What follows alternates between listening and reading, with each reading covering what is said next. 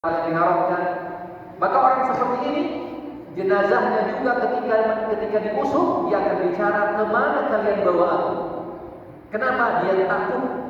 Takut kenapa? Takut sama Allah, malu sama Allah. Maka supaya kita menjadi orang-orang yang mustarih, beristirahat ketika kita meninggal nanti, mari terus kita semangat, jaga semangat kita dalam beribadah, sabar. Di dunia ini tidak lama, 60 sampai 70 tahun. Ya, Masya Allah kalau kita perhatikan bagaimana Ramadan ini, seakan-akan baru kemarin ya kita bersiap masuk Ramadan. Malam hari ini sudah 20 Ramadan. Cepat sekali waktu ini berlalu. Ya, maka jangan sampai waktu yang cepat ini kita buang sia-sia. Waktu yang cepat ini membuat kita tidak sabar untuk berada di atas ketaatan sama Allah. Ya, sabar. Ya, insya Allah Allah akan berikan kebaikan-kebaikan di dunia dan akhirat.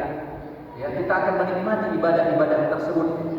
Maka supaya kita tetap ya, dan kita berharap ketika kita meninggal kita menjadi orang-orang yang beristirahat, maka hendaklah kita beristiqomah termasuk di bulan Ramadan ini. Ya, kata para ulama kita, kalau sudah berlalu setengah Ramadan, ya apa kata mereka? Nisfu Ramadan zahab wal baqi minhu kadzahab. Setengah Ramadan itu sudah pergi, bahkan hampir sudah 20 Ramadan sudah selesai, dan sisanya seperti emas. Ya ingat, ini sisanya ini seperti emas. Ya, maksudnya apa? Sangat berharga. Ya nggak mungkin ada orang ya punya harta atau punya emas dia tinggalkan begitu saja kamu. Maka dia akan jaga. Begitulah 10 Ramadan terakhir ini.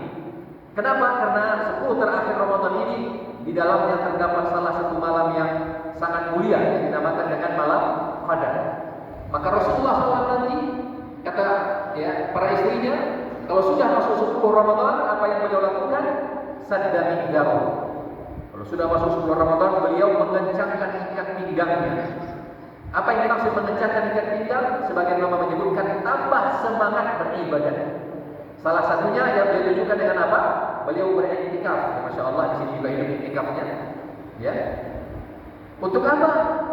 Menjemput, ya, menunggu Lailatul Qadar tersebut. Tapi tentunya menunggunya dengan ibadah. Ya. Kita butuh fokus, jangan sampai pecah konsentrasi. Apalagi sekarang ini banyak sekali tontonan-tontonan, ya, makanan, pakaian. Nah, kalau kita ke Darussalam itu Masya Allah, tidak tahu kita berapa jumlah makanan. Ya, kalau kita jalan sore hari itu, kayaknya semua mau kita beli. Ya nggak ada lagi waktu kecuali kita habiskan untuk beli makanan. Ya begitulah banyak pecah konsentrasi. Tapi orang yang pecah konsentrasinya sibuk dengan apa? Ya, kalau kita ke pasar ini sudah semakin ramai. Ya jamaahnya sudah mulai berpindah, masjidnya sudah pindah. Ya dari masjid ke mana? Ke pasar-pasar. Pasar-pasar. Sudah mulai pecah konsentrasi orang. Ya pecah konsentrasi ini yang hendaknya kita hindari. Ya karena pecah konsentrasi atau tidak fokus dalam ibadah membuat seseorang gagal. Ya, ada sebuah kisah yang disebutkan oleh sebagian para ulama kita, kisah yang terjadi pada masa Imam Malik. Kisah terjadi pada masa Imam Malik. Ya, Imam Malik adalah seorang imam, seorang ulama di negeri Madinah. Ya, dia punya majelis ilmu. Ya, maka setiap hari dia mengajar murid-muridnya. Maka pada suatu hari, ketika Imam Malik sedang mengisi majelis ilmu sama murid-muridnya, tiba-tiba ada orang berteriak dari luar. Apa kata orang di luar? Ada gajah masuk Madinah. Ada gajah masuk Madinah. Ya, dan gajah itu termasuk hewan yang sangat langka. Apalagi di Jazirah Arab pada masa dulu. Ali pernah lihat gajah kan? Gak pernah lihat gajah? Ini termasuk orang Arab juga nih. Ya. Jadi ketika dengar ada gajah masuk Madinah, sebagian besar murid-muridnya Imam Malik keluar dari masjid. Ngapain? Karena mau lihat gajah. Sebagian muridnya enggak, tetap diam di masjid. Ya, beberapa orang tetap diam. Sebagian besar keluar, ada gajah, ayo keluar lihat gajah. Mereka tinggalkan Imam Malik yang sedang mengajar, tapi tidak dengan sebagian murid-muridnya. Tetap di dalam masjid, tetap mendengarkan ya kajian, mendengarkan pelajaran dari Imam Malik. Maka Imam Malik dengan senyum bertanya sama murid-muridnya, kamu kenapa nggak ikut keluar? Ya, ada gajah di luar. Kawan-kawan yang pada keluar, kenapa kamu tetap di sini tidak keluar lihat gajah? Maka salah seorang muridnya menjawab, wahai imam, saya datang ke Madinah mau bertemu dengan Anda, mau belajar ilmu, bukan mau lihat gajah. Karena tujuan saya adalah mau bertemu dengan Anda dan saya mau belajar dengan Anda. Maka saya tidak peduli mau ada gajah, mau ada ular, mau ada apa di luar. Karena tujuan saya adalah bertemu dengan Anda dan belajar dengan Anda. Ya, masya Allah. Senang Imam Malik mendengar jawaban anak salah seorang muridnya tadi yang tetap fokus belajar. Maka kata para ulama kita, di antara murid yang tetap tadi fokus belajar, namanya Yahya bin Yahya al-Laythi. Yahya bin Yahya al-Laythi ini salah seorang muridnya Imam Malik yang nanti riwayatnya sangat terkenal, sangat bagus, sangat baik. Sampai sekarang Yahya bin Yahya al-Laythi itu sangat terkenal di kalangan ulama, apalagi di kalangan ulama hadis. Ya, hadis-hadis yang diriwayatkan dari Imam Yahya bin Yahya al-Laythi itu riwayatnya sangat bagus. Ya, apa yang bisa kita ambil dari pelajaran dari kisah ini? Begitulah pentingnya kita fokus. Mana murid-murid yang lain nggak terkenal, nggak tahu. Imam Malik banyak muridnya, ribuan, bahkan ratus ribuan. Tapi berapa yang muncul namanya? Di antaranya Yahya bin Yahya al-Laythi. Apa yang menyebutkan namanya tetap dikenal? Dia berhasil. Tentunya setelah izin dari Allah, selanjutnya fokusnya dia untuk belajar. Tidak pecah konsentrasi dengan adanya gajah. Begitu juga kita di bulan Ramadan ini. Jangan sampai kita pecah konsentrasi. Di luar banyak gajah-gajah. Ada gajah makanan, ada gajah minuman, ada gajah tontonan, ya, ada gajah pakaian, ada gajah belanja. Masya Allah banyak sekali gajah-gajah di luar. Ya, tapi hendaknya kita mencontoh Yahya bin Yahya al-Laythi. Meskipun beribu gajah di luar, kita harus ingat kenapa Allah pertemukan kita dengan bulan Ramadan. Jawabannya karena Allah menginginkan kita maksimal ibadah di bulan Ramadan ini. Maka jangan sampai kita terkecoh, kita pecah konsentrasi dengan gajah-gajah yang ada di luar. Maka nanti sebagian para ulama kita mendiskusikan, ya, terutama diskusi kontemporer. Mana lebih utama, membaca Al-Quran dengan mushaf, dengan Al-Quran ini, ya, atau membaca Al-Quran melalui HP? Sebagian mengatakan tidak ada pilihan, sama saja, ya, sama saja. Tapi sebagian mengatakan membaca Al-Quran dengan Al-Quran ini yang dicetak ini lebih utama. Dari sisi mana? Kata mereka, karena kalau baca Al-Quran dari HP mudah pecah konsentrasi. Apalagi kalau HP-nya ada nada peringatnya, apa pengingatnya?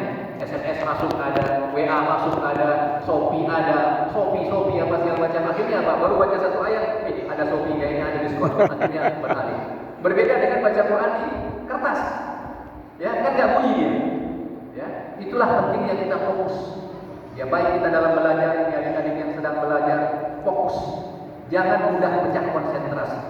Kita yang sedang ibadah atau kita yang sedang kuliah, ya termasuk kalian yang sedang kerja, rencana mau menikah umpamanya, jangan pecah konsentrasi ya. Semangat terus bekerja, semangat terus belajar. Ya, ingat tujuan kita, insya Allah ya Allah akan mudahkan kita. Ya, kita ingin bertemu nanti dengan Lailatul Qadar dan kita dalam kondisi beribadah. Maka untuk memudahkan kita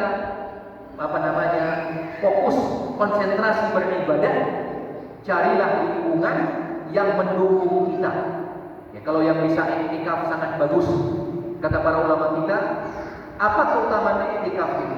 Salah satu keutamaan terbesar dari iktikaf adalah membuat kita fokus, tidak pecah konsentrasi. Berbeda ketika kita di luar, ada tontonan, ada makanan, ada ini, ada itu. Tapi kalau di masjid, insya Allah bisa lebih fokus, Maka Rasulullah di 10 terakhir sadda izarahu. Beliau mengencangkan ikat pinggangnya, tambah semangat. Bahkan sebagian mengatakan sadda izarahu artinya apa? Beliau tidak lagi tidur bersama istrinya karena ingin fokus beribadah. Selanjutnya apa? Wa aiqadha ahlahu. Beliau ingatkan keluarganya. Nah, ini juga penting bagi kita. Jangan sampai kita saja yang beribadah, tapi keluarga juga ingatkan, istri, anak, orang-orang tua silahkan membelikan anak baju baru, membelikan pernak-pernik lebaran selama tidak berlebihan, boleh, silahkan. Bahkan sebagian para ulama kita menyebutkan ada sunnah ya untuk menghadapi lebaran itu dengan baju baru, dianjurkan kalau memungkinkan ya, baju yang bagus kalau kita punya rezeki ya, janganlah baju yang koyak-koyak yang sudah tempel-tempel dipakai lebaran. Kalau kita punya rezeki, belilah baju yang agak bagus sedikit untuk menghadapi lebaran nanti, karena memang dianjurkan, karena itu adalah hari yang berbahagia ya. Tetapi jangan juga lupa kita untuk mengingatkan anak kita, keluarga kita untuk apa ya, sebagaimana Rasulullah lakukan ya, dia ingatkan keluarganya untuk tetap apa, sholat malam, baca Quran ya, ibadah-ibadah yang lain.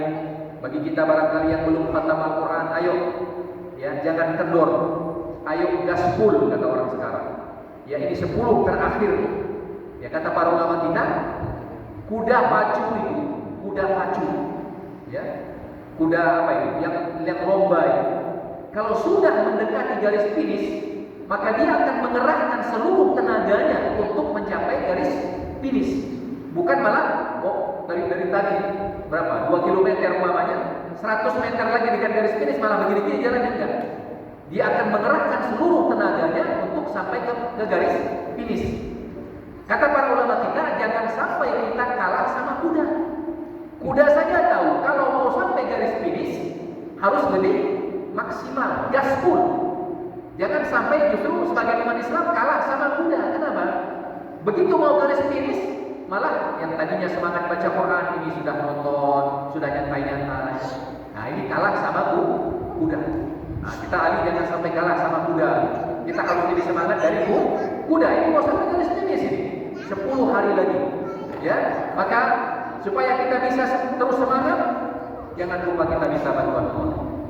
Minta bantuan Allah, berdoa sama Allah, ya Allah, Allahumma a'inni ala dzikrika wa syukrika wa husni ibadatik. Ya muqallibal qulub, tsabbit qalbi ala dinik. Ya Allah, tetapkanlah hatiku, Engkau yang membolak-balikkan hati manusia, tetapkanlah hatiku di atas ketaatan kepadamu ya Allah. Minta bantuan Allah. Ya, jangan lemah. Jangan lemah. Ya, kata Rasulullah, wasta'in billah wa la ta'jas. Minta bantuan Allah, jangan lemah. 10 pertama 10